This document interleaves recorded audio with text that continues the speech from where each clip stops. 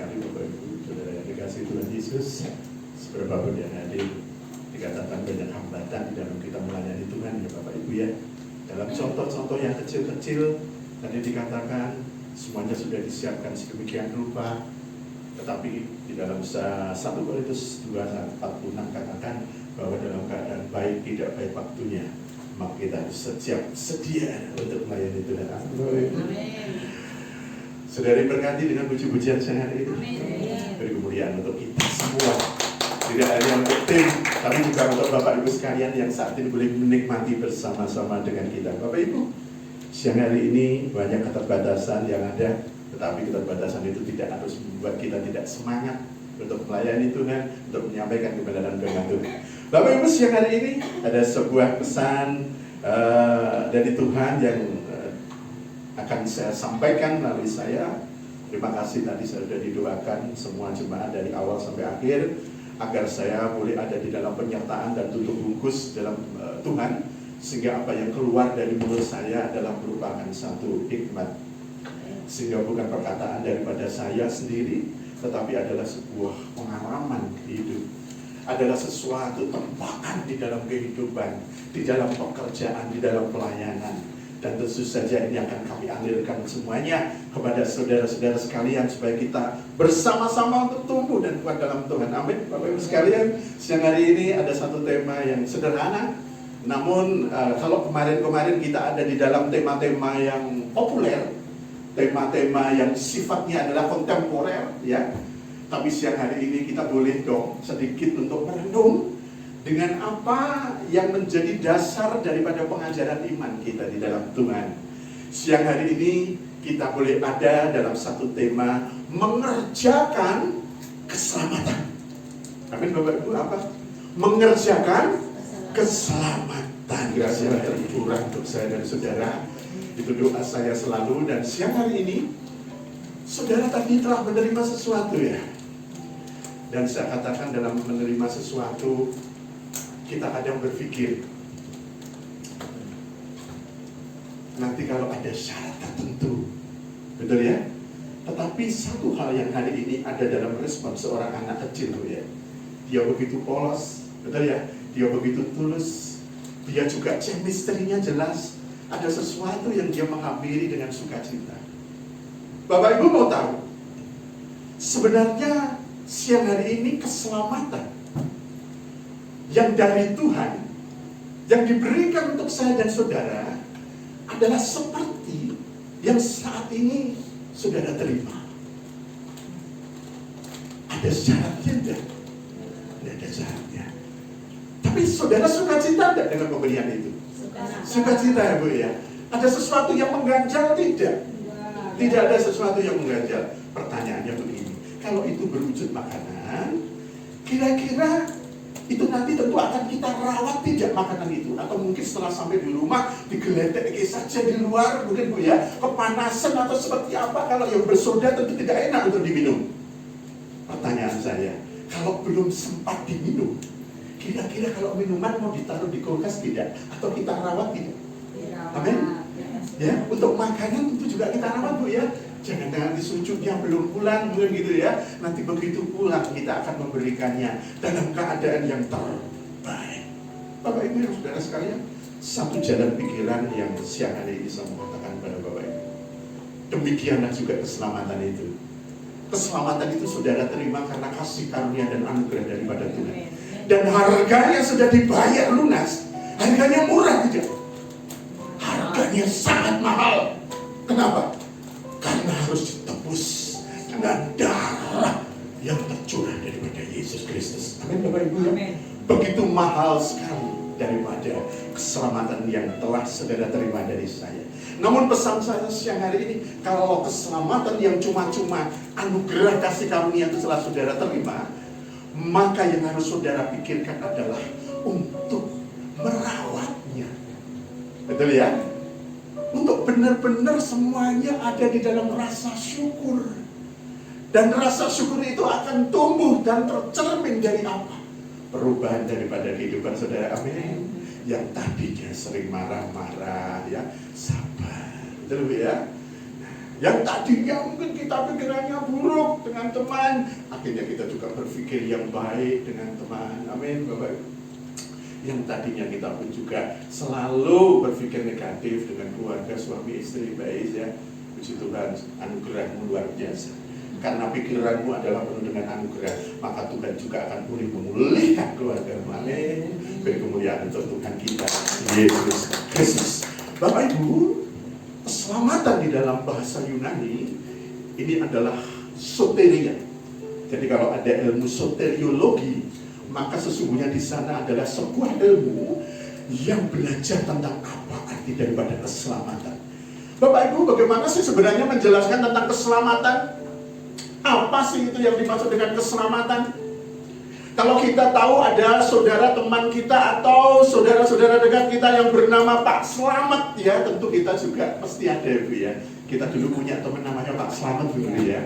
Tapi beliau sudah dipanggil Tuhan sekarang Bu ya. Senengannya apa Pak Slamet Bu? Kalau masih ingat? Baju. Saya tuh mau pamer loh Bu ya. Ya Bu Sri Mulyani kan tidak pernah dengar ya. Namanya Pak Slamet itu saya tuh mau pamer ya toh. Artinya jenenge selamat loh Mbak Desi ya. Nah itu Bu Nuri bilang senengannya adu jago loh Bu. Rasido umuk gitu ya. Rasido saya bangga-banggain ya. Tapi namanya Pak Slamet. Gitu ya. Jadi Bapak Ibu Saudara, keselamatan itu bagaimana kok menjelaskannya? Begini Bapak Ibu ya, supaya kita begitu mudah untuk bisa menerima tentang arti keselamatan itu, saya mungkin tidak akan mengemukakan tentang teori seperti dalam teologi ya, susah untuk menerimanya. Jadi begini Bapak Ibu ya, saya mau tanya sebenarnya manusia pertama di dalam Kejadian, Adam dan Hawa, itu diciptakan segambar dan serupa Allah, benar ya? Artinya di dalam Kejadian 1 ayat 26 sampai 28 dikatakan bahwa manusia diciptakan imago Dei, katanya begitu. Apa itu imago Dei? Segambar dan serupa dengan Allah. Artinya apa? Kita ini awalnya digambar mirip serupa dengan Allah, dengan karakter, dengan sifat, dengan segala sesuatu yang Allah punya, kecuali satu yang kita tidak bisa apa? Allah Maha Mencipta dan kita tidak dapat untuk mencipta. Tetapi Allah Maha Kasih, Allah itu betul-betul Maha Mulia, Allah itu Maha Kudus. Itu sebenarnya adalah hakikat manusia kita saat diciptakan pertama. Betul ya? Sehingga pada saat manusia itu diciptakan di Taman Eden, Adam dan Hawa ini adalah seseorang yang tidak seperti yang saudara saat ini pikirkan tentang manusia itu sendiri. Adam dan Hawa ini bergaul akrab dengan Tuhan tidak di taman itu. Amin. Tapi satu hal, pada saat keadaannya dia dalam keadaan telanjang, karena dia tidak mempunyai pengetahuan yang baik dan buruk, tidak punya free will, tidak punya satu pikiran tentang hal apapun, semua pikirannya hanya baik, kudus, manis dan semuanya, maka meskipun mereka berdua dalam keadaan tidak berpakaian, mereka tidak berpikir apapun. Amin Bapak Ibu. Tidak berpikir yang tidak-tidak Bapak Ibu ya. Ini satu hal, bahwa manusia pertama diciptakan itu adanya seperti itu. Tahukah Bapak Ibu, pada saat mereka ini dalam pergaulan dekat dengan Allah, sehingga mereka setiap saat bisa dipanggil, betul ya? Hei Adam dan Hawa, di manakah engkau? Berarti dekat, berarti ada dalam satu taman, berarti ada dalam satu ruangan. Kita mungkin bisa setiap saat bertemu, betul ya? Dan Allah kita juga kalau rindu setiap saat juga menemui kita. Itu adalah hakikat manusia yang pertama Bapak Ibu. Saya mau tanya, dia kerja enggak? Tidak usah perlu mengerjakan tanah Bu, betul ya? Semuanya tersedia Bu ya. Satu hal lagi, apakah pada saat itu ada sakit penyakit? Tidak ada sakit penyakit. Tidak ada kesusahan di dalam hal apapun. Tidak ada kesusahan rumah tangga, tidak ada badai lagi. Tidak ada sama sekali. Tidak ada misalnya pelayanan yang dipaidu, tidak ada. Ya, semuanya, everything is okay. Ya. Jadi inilah hakikat daripada manusia yang pertama. Dan satu hal yang paling luar biasa, manusia yang pertama karena sama dan serupa dengan Allah, dia abadi tidak? Abadi ya Bu ya. Jadi Adam dan Hawa itu diciptakan untuk apa? Kekal bersama Allah. Dia hidup di dalam satu tempat yang sama. Kapanpun Allahnya ingin bertemu, saudara mungkin bertemu, tinggal kontak aja seperti Bapa dan seperti Bapa dan anak. Kira-kira enak enggak Bapak Ibu kehidupan seperti itu? Amin ya. Tidak ada air mata, semua penuh sukacita. Amin ya. Tetapi apa yang kemudian menyebabkan Adam dan Hawa diusir dari Taman Eden? Mengapa Bapak Ibu ya? Adalah karena kejatuhan manusia di dalam dosa, di dalam Kejadian 3 ayat 23, di mana dia dalam godaan iblis dalam bentuk ular. Manusia ini digoda nalurinya, karena sebenarnya ada satu hal dari naluri manusia, bahwa manusia ini mempunyai sifat yang tidak pernah puas. Sehingga dikatakan kelemahan manusia ini dipakai oleh iblis untuk katakan, kalau engkau memakan buah pengetahuan yang baik dan buruk yang di tengah taman ini, maka engkau bisa seperti Allah. Dikeyati ngerogoh rempelong. Kalau istilah bahasa Jawanya begitu. Sudah enak loh hidupnya, ya luar biasa. Nah kok tetap nalurinya manusia ingin seperti yang mencipta, ingin seperti yang punya, Bu, ingin seperti Allah. Dan pada saat diceritakan di dalam Kejadian 3 ayat 1-24, saudara bisa baca sendiri nanti. Kejadian tersebut yang akhirnya membuat manusia jatuh ke dalam dosa. Apa yang terjadi setelah itu? Natur manusia itu seketika berubah. Apa yang berubah Bapak Ibu? Yang pertama, karena sudah tidak lagi sefrekuensi. Amin. Sudah tidak sehakikat lagi. Betul? Sudah tidak bisa nyambung lagi karena Allah ini kudus. Tetapi manusia itu tidak menjaga kekudusannya. Sehingga yang terjadi adalah apa Bapak Ibu? Tuhan mengusir Adam dan Hawa dari Taman Eden. Ini adalah hal yang sungguh-sungguh menyakitkan ya Bapak Ibu. Dan kemudian apa? Tuhan menyuruh manusia untuk bekerja dan mengusahakan tanah untuk hidup. Biasanya semua tersedia, tidak perlu nyangkul, ya, semuanya tinggal petik. Tumbuh-tumbuhan semua tersedia. Hari ini mau masak bayam siap, ya. Mau cak kangkung, besok tinggal ngambil cak kangkung, Bu. Tapi kalau sekarang kita harus nyangkul, Bu. Betul ya, Bu? Sri Mulyani ya. Harus nyangkul, Bu, berat. Bangun pagi ya nyangkul, kemudian menyiram, kemudian menyiangi, memupuknya, sampai kemudian berapa waktu baru bisa dipetik. Rekosa Anda hidup seperti ini. Tetapi inilah yang terjadi, bahwa sifat itu menjadi berubah. Keadaan itu seketika menjadi berubah, Bapak Ibu Saudara. Kemudian yang ketiga, kondisi fisik Adam dan Hawa juga berubah. Tadinya sebenarnya harusnya dia nggak pernah bisa mati, Bu. Ya, dia nggak pernah bisa mati. Dia nggak pernah ada sakit penyakit. Nggak perlu ada dokter, nggak ada puskesmas, nggak perlu. Ya, nggak ada di surga yang jual paramek juga. Juga nggak ada. Ya, di Taman Eden nggak laku kalau saudara jual itu. Tapi seketika itu juga kondisi fisiknya menjadi berubah. Akhirnya manusia juga terhambiri oleh sakit penyakit dengan banyak kelemahan fisik dan juga kelemahan di dalam pikiran, dan akhirnya manusia ada dalam sebuah kondisi yang dinamakan dengan kematian itu sendiri. Kemudian Adam dan Hawa hidup menjadi manusia biasa, dan ini adalah yang paling berat, dia mengalami kematian Bapak Ibu ya. Ini loh sebenarnya dengan pengusiran dia dari Taman Eden. Maka sebelumnya natur manusia yang sudah enak sekali dengan Allahnya, dengan Bapaknya, maka dia harus terpisahkan oleh apa? Kematian. Ya, dan keterpisahan ini kekal Bapak Ibu selama-lamanya. Kira-kira manusia ini rindu untuk kembali tidak kalau dia ingat dengan kebaikan daripada Allah? Saudara rindu tidak untuk kembali seperti keadaan yang Tuhan telah izinkan seperti Adam dan Hawa? Amin. Ya, kita sama-sama boleh bertemu di Taman Firdaus kelak bersama dengan Tuhan di surga. Beri kemuliaan untuk Tuhan kita Yesus Kristus ya. Kita boleh salam kanan kiri sampai jumpa di Taman Firdaus ya. Luar biasa. Bu, tidak usah sanggup paramek, Bu bilang itu, Bu. Panadol tidak usah. Ya, jadi di sana luar biasa. Ini ya Bapak Ibu ya. Inilah yang kemudian menjadikan manusia terpisah dengan penciptanya. Oleh karena itu Tuhan, Bapak Ibu, kita perlu ada yang mendamaikan ya. Bagaimana supaya manusia bisa berdamai kembali dengan Allahnya, saudara dan saya bisa kembali pulang kepada keadaan yang dulu pernah ada di dalam kehidupan Adam dan Hawa. Bapak Ibu, ini adalah cara saya untuk menyederhanakan apa sih yang dimaksud dengan keselamatan itu. Keselamatan itu adalah usaha upaya kita yang meraih daripada apa yang sudah disediakan Allah untuk kita kembali kepada kehidupan yang kekal abadi bersama dengan Allah di surga. Amin, Bapak Ibu. Ya, ada beberapa hal kalau kita bicara tentang doktrin keselamatan di dalam agama.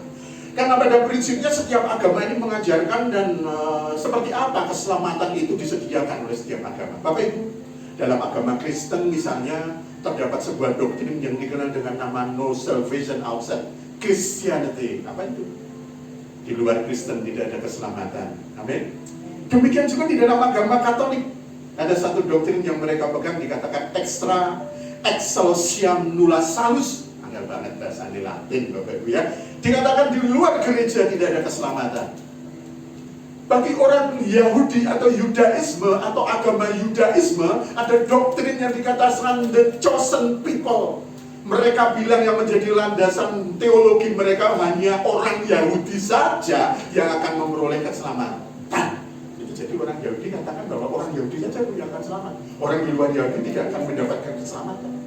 Sedangkan di dalam agama saudara sepupu kita yang paling akhir, bungsu, mereka mengatakan bahwa keselamatan di dalam Islam itu ada di dalam iman, teladan kehidupan Nabi Muhammad Sallallahu Alaihi Wasallam dan amal soleh. Apa yang membedakan? Di dalam Islam ada usaha untuk berbuat baik tidak? Karena ada iman, ya, ada teladan Nabi, ya. Yang ketiga apa yuk? Ada amal soleh. Tahu namanya amal soleh itu? Tahu enggak? Tukang cukur yang sebelahnya. Bukan. Amal soleh apa dia? Amal soleh itu satu kebaikan dalam hidup itu loh ya. Kalau kamu misalnya ada teman yang kira-kira susah kamu tolong, itu loh ya. Ada kira-kira teman yang kehabisan uang, ya kamu pinjemin meskipun sebenarnya kamu juga membutuhkan, gitu ya. Ini namanya sesuatu yang mereka bilang ini amal soleh. Ini akan dicatat ya. Dan besok pada saat engkau hadir di dalam pengadilan, maka ini akan ditimbang. Yang baik dikurangi yang buruk. Jadi seperti akuntansi. Ya. Iya, memang betul. Seperti itu Bu Coba ya. Jadi di dalam iman kita hal demikian tidak dikatakan berlaku. Tapi siang hari ini kita mau merenung, apakah benar demikian ya konsepnya ya? Apakah enak sekali kalau hari kita lihat bagaimana sih sebenarnya konsep keselamatan di dalam iman Kristen? Saudara bisa buka Yohanes 17 ayat 3. Ya, ini kita sudah mulai masuk dalam dasar perenungannya. Yohanes 17 ayat 3. Saudara buka dalam Alkitab, saya akan bacakan untuk saudara. Sudah ketemu Bapak Ibu? Saya bacakan. Keselamatan berarti kita menerima hidup kekal jika kita memiliki hubungan pribadi dengan Tuhan. Di dalam Alkitab dikatakan demikian. Inilah hidup yang kekal itu. Yaitu apa Bapak Ibu? Saudara, bahwa mereka mengenal Engkau satu-satunya Allah yang benar dan mengenal Yesus Kristus yang telah Engkau utus. Ini terkait dengan Efesus 2 ayat 8 sampai dengan yang ke-9. Mari saudara buka supaya saudara tahu apa yang sesungguhnya secara Alkitabiah menjadi dasar keselamatan bagi iman kita. Efesus pasalnya yang kedua ayatnya yang ke-8 sampai ke-9. Demikian saya bacakan untuk saya dan saudara. Hanya ada satu jalan menuju keselamatan, dan itu bukanlah jalan yang mudah. Ada dalam Alkitab dikatakan demikian, sebab karena kasih karunia kamu diselamatkan oleh iman. Terus sama-sama ya, 3, 2, 1. Itu bukan hasil usahamu, tetapi pemberian daripada Allah. Terus itu bukan hasil kerjaanmu. Jangan ada orang yang memegahkan diri. Amin Bapak Ibu. Inilah dasar dari iman saya dan saudara. Jadi dikatakan bahwa semuanya karena kasih karunia. Semuanya terjadi, kita diselamatkan oleh iman. Itu bukan hasil usaha kita. Kita mau berbuat baik seperti apapun, kalau tidak kita punya iman di dalam Yesus Kristus, maka kita pun juga tidak akan bertemu kembali dengan Bapa di surga. Amin. Semua karena anugerah, semua karena pemberian Allah, dan itu bukan hasil dari pekerjaan kita. Bapak Ibu, pada saat dulu saya sekolah minggu, cara pandang saya tentang keselamatan ini juga begitu sederhana seperti ini. Ketika kecil, saya sering menyaksikan drama Paskah juga ya Bu ya, meskipun dulu pernah bikin drama Paskah. Dikatakan bahwa kematian Yesus itu memberi keselamatan. Dari situ saya paham bahwa kematian Yesus memberi keselamatan bagi saya, orang yang percaya. Dan menarik sebuah kesimpulan yang sederhana, bahwa ketika saya menerima Yesus sebagai Tuhan dan Juru Selamat, saya sudah selamat. Apa Bapak Ibu? Pengertiannya apa? Ketika saya menerima Yesus sebagai Tuhan dan Juru Selamat, Alkitab menyatakan bahwa saudara dan saya sudah selamat. Namun ada masa di mana sekarang saya mulai bertumbuh, sampai sekarang ini Bapak Ibu, saya kerap merenung dan berpikir, kalau begitu mudah sekali ya menjadi orang Kristen ya Bu ya, dibanding dengan agama-agama lain dalam konsep keselamatannya tadi. Yesus mati dengan penderitaan yang begitu hebat, sementara saya tidak melakukan apa-apa dan cukup hanya percaya saja, kita sudah selamat. Pertanyaan saya, apakah benar demikian? Tapi kalau kita tidak merenung sedemikian jalan, kan sepertinya demikian Bu ya. Cukup Tuhan sudah menebus semuanya, kita santai saja di dunia. Amin. Kita mau lakukan apapun tidak masalah, Tuhan sudah katakan kita selamat. Ya enggak? Sekali selamat ya tetap selamat. Betul ya? Nah, tetap Pak selamat. Betul ya? Nah, meskipun Pak selamat sudah tidak selamat juga mungkin ya. Selamat Bu. Bapak Ibu, hari ini kita boleh merenung. Bagaimana seharusnya respon yang benar terhadap janji keselamatan yang telah kita terima dalam Yesus Kristus? Yang pertama Bapak Ibu, setelah saudara menerima keselamatan dalam pembaptisan, saat mulutmu mengatakan bahwa Tuhan Yesus adalah Juru Selamat, betul ya? Dan di dalam hatimu kau mengatakan bahwa di dalam Dia maka hidup dan kekal itu kita dapat di dalam Yesus Kristus, maka ini sebenarnya adalah syahadatnya kita sebagai orang Kristen. Dan dengan demikian kau sudah dijamin akan keselamatan. Tetapi hari ini kita mau merenung, saya mau untuk saudara merenung lebih dalam, bagaimana sih sebenarnya cara merespon keselamatan yang benar. Yang pertama Bapak Ibu, setelah engkau menerima itu, selayaknya kita harus bersyukur melalui tindakan kita. Kalau saudara sudah dikasihani Tuhan, sudah diberikan anugerah seperti itu, kira-kira kita mewujudkan dalam rasa syukur tidak dalam tindakan kita Bapak Ibu ya? Harus. Amin. Yesus menyembuhkan 10 orang sakit kusta di dalam Lukas 17 ayat 15 sampai 16. Begitu mereka semua disembuhkan, yang 9 orang kemana? Tidak kembali.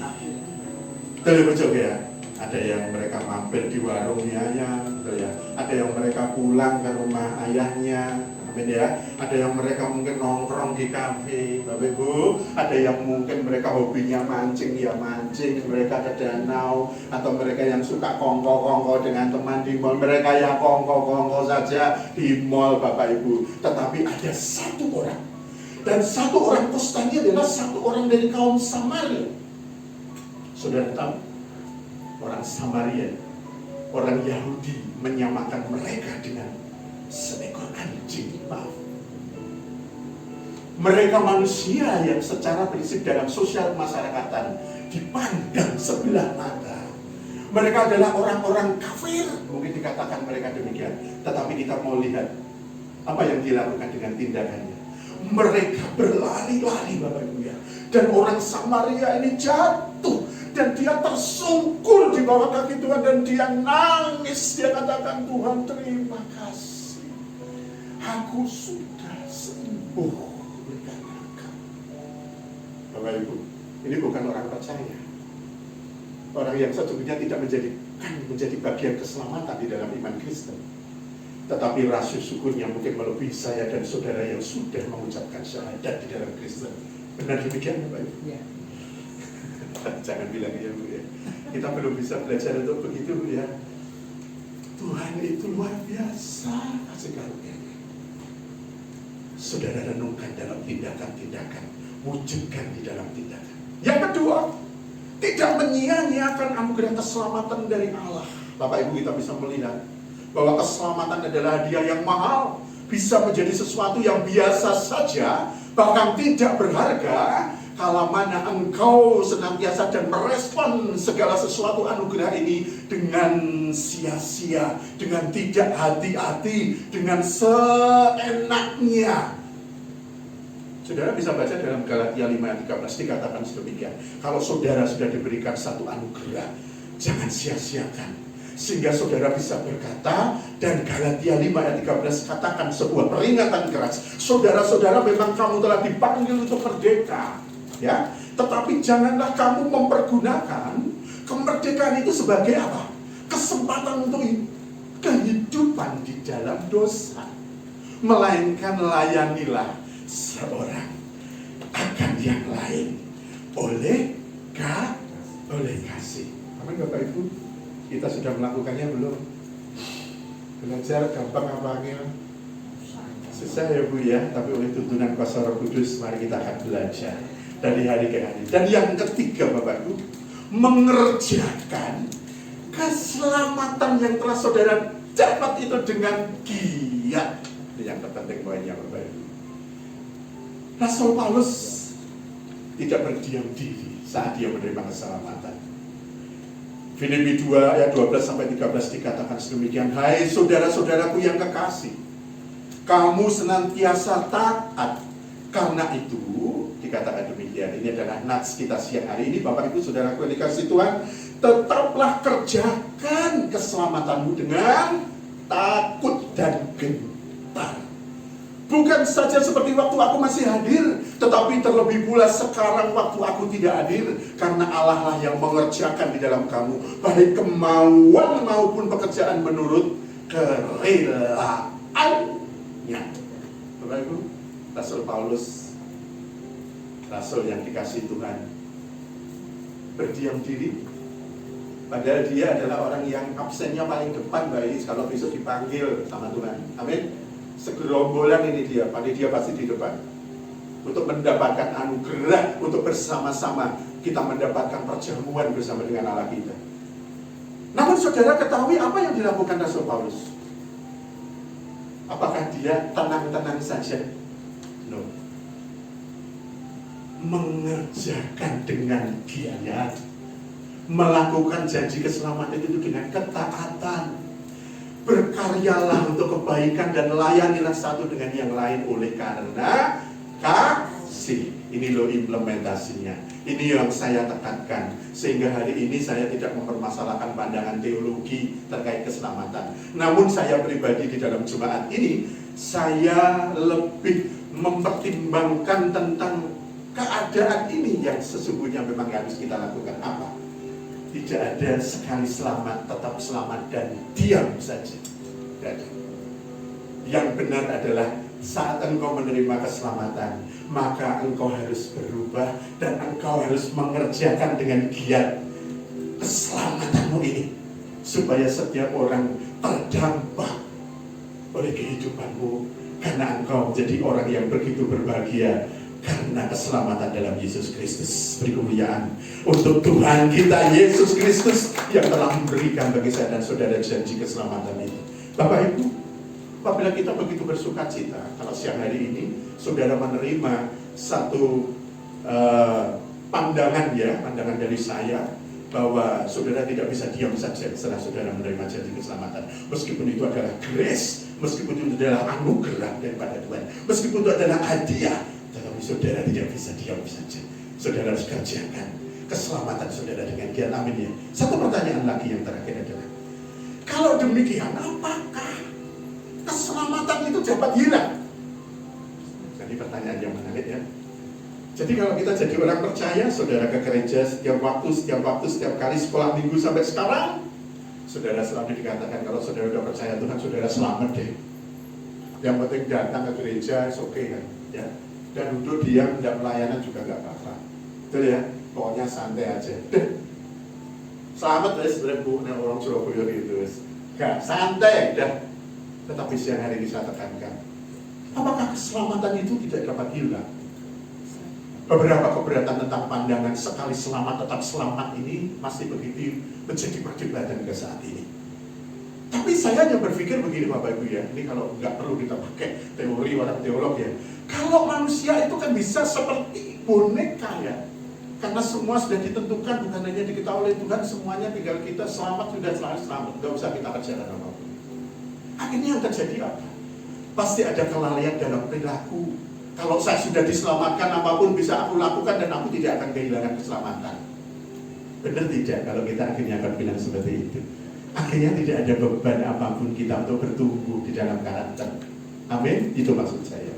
Saudara mau bukti, ini yang terakhir ya, supaya saudara juga tahu dasarnya bahwa Alkitab mencatat bahwa keselamatan itu juga dapat hilang. Ini saya ingin dua-dua dari saudara sebelah kanan dan sebelah kiri. Saudara baca ya, adakah bukti di dalam ayat Alkitab yang memberikan peringatan yang keras tentang dapat hilangnya keselamatan saya dan saudara? Yang pertama Lukas 12 ayat 10. Coba yang sebelah kanan. Baca, silakan berdiri, baca yang keras. Dan kita akan dengarkan Bapak Ibu apa yang dikatakan di dalam Lukas 12 ayatnya yang ke-10. Kita akan baca. Silakan, yang sudah ketemu. Sebelah kanan. Ini? Ya, silakan. Lukas 12 ayat 10. Ini, Setiap orang yang mengatakan sesuatu melawan anak manusia, ia akan diampuni, tetapi barang siapa yang menghujat Roh Kudus, ia tidak akan diampuni. Amin. Ada tidak dosa yang tidak terampuni? Ada Bu ya, apa? Kalau saudara sudah menghujat Roh Kudus, besok kita akan belajar apa sih yang dimaksud dengan menghujat itu. Dan dosamu tidak akan terampuni. Artinya apa? Kalau saudara saya dan saudara yang menghujat Roh Kudus tidak bisa diampuni, maka keselamatan itu juga tidak akan ada. Satu lagi yang sebelah kiri, Mbak Desi, Ibrani 6 ayat 4 sampai 6. Kita dengarkan ya, satu catatan ya, keselamatanmu bisa hilang kalau engkau menghujat Roh Kudus. Ibrani 6 ayat 4 sampai 6. Ya, catat ya, ini penting ini ayat-ayat ini supaya saudara jadi warning. Ya, kita akan bersama-sama untuk dengar Ibrani 6 ayat 4. Ya. Sebab mereka yang pernah diterangi hatinya mengecap karunia surgawi, dan yang pernah mendapat bagian dalam Roh Kudus. Amin. Dan yang mengecap firman yang baik dari Allah dan karunia-karunia dunia yang akan datang. Namun yang murtad lagi tidak mungkin dibaharui sekali lagi sedemikian hingga mereka bertobat, sebab mereka menyalibkan lagi anak Allah bagi diri mereka dan menghinanya di muka umum. Amin Bapak Ibu. Kalau saudara sudah dalam kasih karunia, kalau saudara sudah mendengar tentang grace kasih anugerah Tuhan, mendengar kebenaran Tuhan, tetapi saudara keluar dari imanmu, saudara murtad, maka engkau tidak bisa lagi sesungguhnya untuk mendapatkan bagian yang sama. Artinya apa? Engkau sudah menyalibkan Tuhan 2 kali, dan dosamu dan keselamatanmu tidak ada padamu lagi. Amin. Amin. Kita baca yang ketiga, saudaranya. Tidak usah takut ya Bapak Ibu. 2 Timotius 2 ayat 12. Monik, kita akan dengarkan ini ya. 2 Timotius 2 ayat 12. 2 Timotius 2 ayat yang ke-12. Jika kita bertekun, kita pun akan ikut memerintah dengan Dia. Jika kita menyangkal, Dia pun akan menyangkal kita. Kala engkau di surga dan bertemu Tuhan, karena engkau sudah menyangkal Dia. Di sini dikatakan, maka Tuhan saat bertemu engkau, Dia juga akan menangkal engkau. Kalau kau bertekun dengan Dia, maka Dia juga bertekun dengan engkau. Amin Bapak Ibu? Ya, jadi jangan kita sekali selamat tetap selamat. Apakah Alkitab membuktikan ada ayat yang menyatakan keselamatan saya dan saudara bisa hilang? Amin. Kemudian untuk kita Yesus Kristus. Satu lagi Bapak Ibu, Wahyu 3 ayat yang kelima, ini paling menakutkan. Moga Bu Sri Mulyani. Ya, ini Wahyu 3 ayat 5, Bu. Wahyu pasal 3 ayat yang kelima, demikian firman Tuhan. Barang siapa menang, ia akan dikenakan pakaian putih yang demikian. Amin. Aku tidak akan menghapus namanya dari kitab kehidupan, melainkan aku akan mengaku namanya di hadapan Bapakku dan di hadapan para malaikat. Amin. Bapak Ibu, dihapus dari kitab kehidupan, berarti logikanya pernah ditulis tidak? Tahu ya, karena pernah ditulis kok dihapus. Iya. Coba saudara renungkan. Sudah dicatat loh saudara-saudara itu, sudah diabsen loh saudara-saudara itu, ya. Tetapi apakah kita tidak bisa dihapus dari kitab kehidupan? Bisa, karena dikatakan di dalam Wahyu 3 ayat kelima, kalau kita tidak tekun, kita tidak taat di dalam Tuhan, maka nama kita pun juga akan bisa dihapus dari kitab kehidupan. Bapak Ibu yang dikasih Tuhan, pesan Tuhan dalam firman siang hari ini begitu sederhana menurut saya, dan saya sederhanakannya. Tetapi apakah saudara bisa menerima apa yang saya ingin sampaikan? Amin. Bisa diterima ya harapan saya ya Bapak Ibu ya. Dan siang hari ini kesimpulannya apa Bapak Ibu? Kita harus mengerjakan keselamatan kita Bapak Ibu. Kita harus menjaga keseimbangan dalam iman dan janji anugerah keselamatan dalam Yesus, dan terus berubah untuk hidup serupa dengan karakter Kristus dalam hidup kita sekarang, dan tetap setia seperti lagu yang terakhir tadi Bapak Ibu ya, sampai kita nanti kita dipanggil pulang kembali ke rumah Bapa. Amin Bapak Ibu. Kita akan tunduk kepala. Terima kasih Bapa di surga. Hamba-Mu mengucap syukur untuk segala kebaikan-Mu di dalam hidup hamba-Mu ini. Siapakah kami Tuhan, sehingga hamba-Mu saat ini boleh mempunyai kehidupan yang mengerjakan keselamatan yang ada pada kami. Sehingga pada hari ini hamba-Mu ini boleh Kau pakai untuk menyampaikan janji keselamatan-Mu Tuhan, tentang keselamatan di dalam Yesus Kristus. Terima kasih Bapa.